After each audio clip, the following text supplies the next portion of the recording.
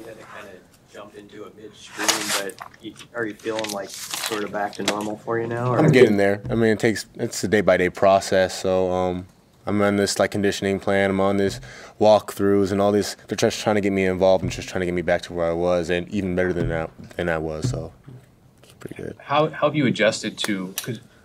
Well, first, what are you able to do as far as contact during the week? None? None. So how have you adjusted to getting ready for games when you can't do that? It's all a mentality thing. So like you just got to make sure that you're on point game day, and then you know that you're going to get into the game. So it's all a self-belief thing that you've done this before. You've had years under your belt. You've already shown what you can do. You just got to go out and do it. So every Saturday I just tell myself that, and everything just comes to light after that.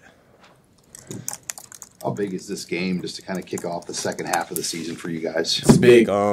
Every game's big to us, actually. So we just take it 1-0 every week. So the next one is Indiana. And basically, we're just trying to beat ourselves. It's us versus us. So if we do what we can do and do what we usually do, everything's going to be fine. I guess the couple weeks you spent away from the field, I mean, what was that like on Saturday watching your teammates? You know, what were kind of the emotions going through your head there? I was super involved on the sideline, so I was like getting the checks too. I felt like I was still in the game. So I was on the sideline, like sitting down with them, getting checks. I was hyped when John got the pick. Or I was playing, but I was hyped when John got the strip, forced fumble. It felt I was joyous with them, so I wasn't left out or anything. I mean, there was a hint of like I was sad that I'm not playing with them and getting involved with them, making the tackle with them, but I felt like I never skipped a beat. What stands out about this Indiana offense? They've had a lot of success so far. What do you got to do well against them? They're a sneaky good run team. So like I mean, everything is explosive with them. They have playmakers everywhere. Receiving core is pretty good. The running backs are really good at pass pro. Quarterback knows how to read defenses really well. So I mean, they can do anything. I give them mad respect because, I mean, there's nothing they can do. So we just got to go in there and do what we do best, and see where we go from there. Their offensive line is pretty good at selling the run hard, even when they don't run it. As a linebacker, it's pretty good in coverage. You and John both.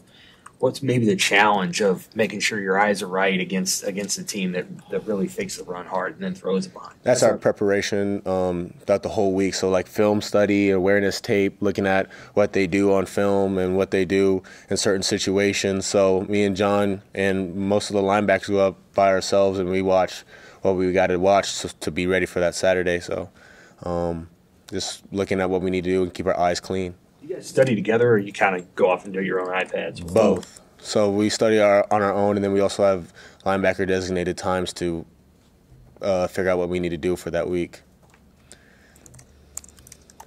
Javin, it's been 8 years since Nebraska's beaten a top 25 team and been to a bowl game. Mm-hmm. I mean, you've been around the program for a long time. What would that mean to you personally to knock out those streaks? It means a lot to me just because, I mean, we're trying to get this place back to where it was and back to on track and put on a pedestal like it was back in the day. So I think we're on the right track just by following the process, and we're just in reach for what the fans want, but we want to achieve a lot more than what the fans want. What do you feel like you were able to infuse into this defense? I mean, missing the first 4 games and then coming back as a key player. What have you added in these last 2? I added some joy just because like it was my first 2 games in the season. I got football taken away from me. I'm playing with a different type of like appreciation for the game now. So I'm flying around even when I'm tired, dead tired. I'm flying around with a different type of speed than I was, and I'm flying around with a different type of appreciation for the game. I mean, I bring obviously all the physical intangibles to the defense, and I think the defense appreciates that, but I'm flying around with a different type of spirit. So were you able to maintain your physicality, your weight that you talked about over the offseason, putting on going into the season, everything other than, the blood clot issue? Is everything else the same with you physically? I kept most of my weight, yes. So I was able to gain back some of the weight that I lost during those 4 weeks. I wasn't doing anything. Still progressing with my conditioning and my cardiovascular stuff. But other than that, I didn't lose a step. I feel like I'm right where I was. Ty Robinson was asked about red zone defense, and he said basically they're not getting in mindset. It's simple as that. Have you seen that grow, though, with this defense compared to others you've been on? Just the way you guys feel about that when you're out there in those spots? We just take a sense of pride in it. So like what Ty said, they're just not getting in at all. So we just, when our back's against the wall, we just start throwing punches and we figure out what to do. Anything else for Jim? All right. Yeah.